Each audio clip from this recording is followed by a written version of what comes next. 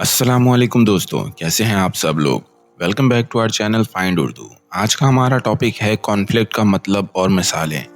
Conflict या तनाज़ा एक अहम हिस्सा है हमारी ज़िंदगी का। आज हम इसे समझेंगे और उसके कुछ मुख्तलिफ तजावीज़ देखेंगे। सबसे पहले चलिए समझते हैं कॉन्फ्लिक्ट का मतलब क्या है। तनाज़ा या कॉन्फ्लिक्ट एक ऐसी सिचुएशन है जब दो या दो से ज़्यादा लोग या ग्रुप्स में टकराव होता है, जिसमें उनके ख़यालात, मकामात या मवाद में इख्तिलाफ होता है। Let's take an example from our daily lifes. Imagine two friends who have different opinions about a movie. एक फ्रेंड के नज़दीक ये मूवी बेस्ट है, लेकिन दूसरे फ्रेंड को लगता है कि वो बोरिंग है।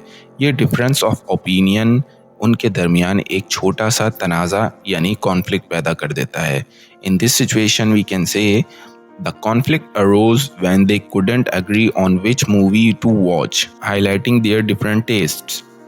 आइए अब एक मिसाल लेते हैं जो ज़िंदगी का अहम हिस्सा है, यानी फैमिली मैटर्स। घर के अंदर किसी मसले पर इख्तिलाफ हो सकता है, जैसे कि मामलात में इख्तिलाफ या फिर किसी फ़ैसले पर इत्तेफाक ना होना। ये फैमिली में तनाज़ा यानी कॉन्फ्लिक्ट पैदा कर सकता है। In such cases we might see the conflict with in the family arose due to our disagreement on important decisions creating tensions. तो दोस्तों, आज हमने सीखा कि तनाज़ा या कॉन्फ्लिक्ट क्या होता है और हमने इसे कुछ मिसालों के ज़रिए समझा भी। रिमेंबर, तनाज़ा ज़रूरी नहीं है कि हमेशा बुरा हो, बल्कि कभी कभी ये हमारे बेहतर फ़ैसलों की तरफ ले जा सकता है।